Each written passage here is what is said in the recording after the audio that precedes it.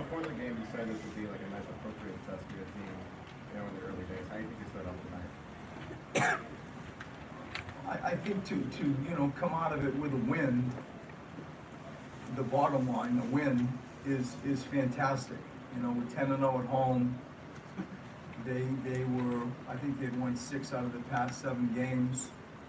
They're playing good basketball, and so I think that's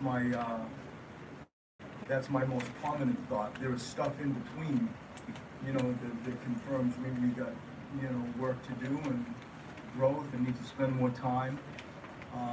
But we're happy to enjoy Thanksgiving after the win. Hoping you gave us 12 points and maybe defensively and how were you guys thinking of that? I mean, I think he saw a crowd a lot of the night.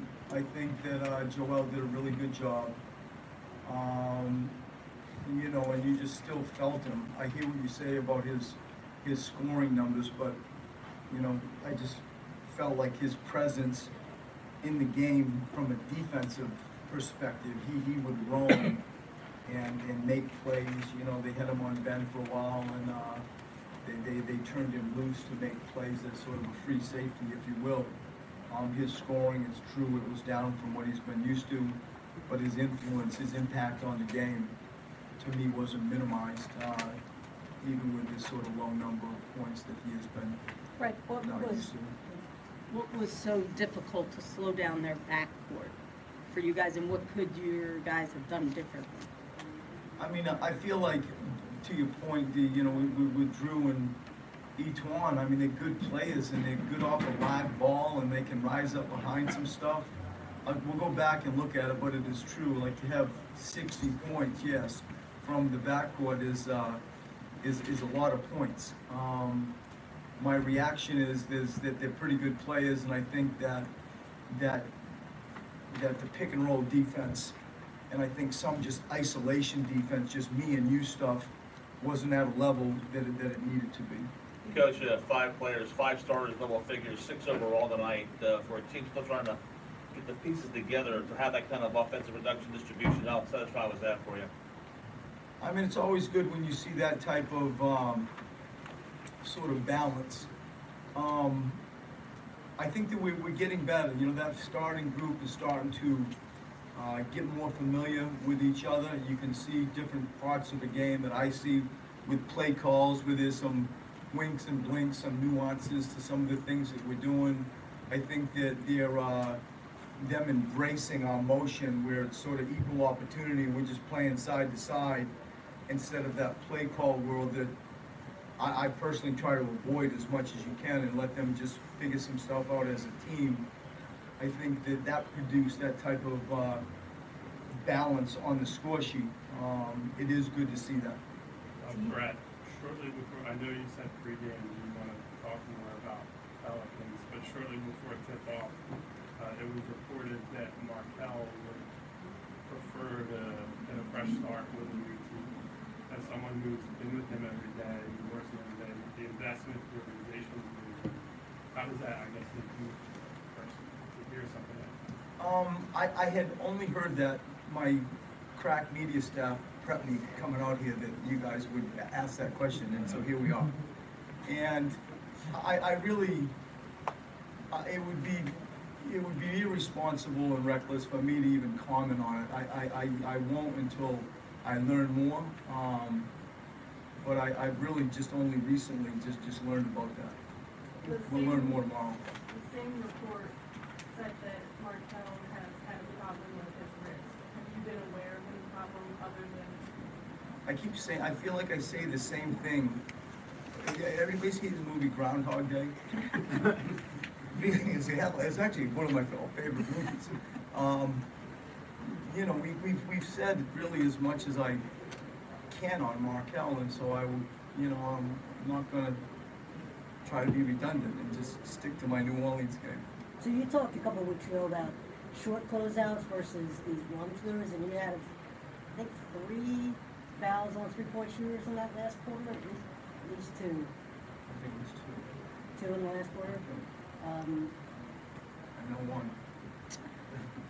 Obviously, the last one. I think JJ had one maybe that was in the third quarter, but, I mean, is that lack of concentration? Is that you guys trying to disrupt two very I hot mean, guards, or? What's happening, we all get this, the premium that the league puts and we put on the three-point line defense has never been higher around the league. And as I've said to the group, whereas once there was sort of dribble penetration and there was this sink and fill coaching mentality where you'd collapse to the level of the ball and jam the paint, it's gone in reverse. People drive the paint and people fan out to like find three-point shooters. And, you know, if you look at our catch shot three-point defense, I think we're 1 or 2 in the NBA. And so we really give a lot of attention to the three-point line, and sometimes that bites us. Sometimes we're a little bit too aggressive. Yeah, I'll go back and look at it, but we really do try to guard the three-point line. Coach, with a 10-0 home record and the outstanding home court advantage that's talked about very often so far this season, how much did that have an impact on tonight's end result, especially with what happened at the end? I think it counts for something. How much, I don't know, but I know it counts for something. You know, and we love coming home. We love playing here in Philadelphia. I think we have the most attended games in the NBA. Our fan base, people come to watch us. I think we're number 1 in the league with attendance. And, you know, we feel it. We need it. We appreciate it. You know, we talk about loud and proud, and that's who they are. It was a good holiday crowd. You felt like there was a good buzz in the building, and we needed them. We appreciate them. All right, when you Alvin see said, the, as stupid as it sounds, he felt like they did a good job on Joel. What did you think of his game, and what do you think of an opposing coach thinking they did well and they still picked up those kind of numbers? I mean, I know, I got a lot of respect for Alvin, and I know what he's saying, and in many ways it is true. Joel has been so dominant this year. You know, we're still trying to corral the turnovers, you know, with Ben and Joel. But in general, if you ignored that part of the game, I thought he was really, really good tonight. What are you thinking on that last play? I mean, every time he throws the ball in the air, it's pretty wild. How do you think? Yeah, you know, I thought there was a play in one of the Celtics playoff games where we got an offensive rebound and Ben, you know, just took a little pull-up where we could have held on to it, you know, dribbled it out and so on.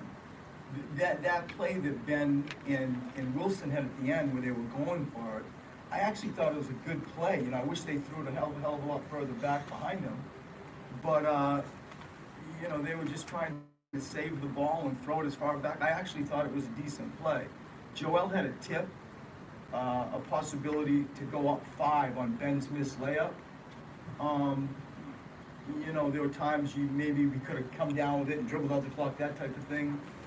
But I felt like, you know, to have a 7'2" guy feel like I'm gonna go tip it in and go up 5 isn't a terrible thing either. 2 more guys? Those 2 plays you ran for JJ in the last minute there, Brett. What was kind of the thought process going down the stretch there? Are you guys still obviously feeling out process, figuring out what you want to do with the little lineup that you've got? I mean, we put Ben and Joe in that small pick and roll a lot, and I actually want to grow JJ and Jimmy in that look. You know, Jimmy as a ball carrier, JJ as a screener. And you know, we ended up not scoring out of it, but coming to Joe, and Joe had that turnover at the end where they tipped it from behind. JJ actually scored that sort of running left-handed play just out of basic, you know, pin down action, floppy action. I tried to stay more in concepts and movement than static play calls, more than normally we do.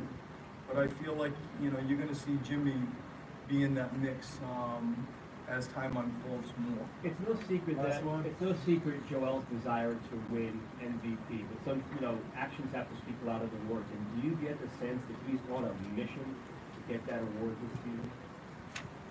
I think that he's on a mission to win games. I think that the reality of how important he is to our team is ever present. You know, I believe that we are number 1 in the NBA defensively with him on the court. and then go down to a number I don't even want to say with him off the floor, and that's just defense. You know, we see, like to Alvin's point, the question over here, what he can do offensively. And so the byproduct of his performances are us winning. That still rules the day. And, you know, along that path, how can we all not notice how dominant he's been? He really is dominant. And I'm sure the fans and the media recognize what I see every day. Thanks, Brett. Thanks, everybody. Guys, locker room's open. Happy Thanksgiving. Ben, Joel, and Landry Shea. If you want anyone else, you can go in the locker room.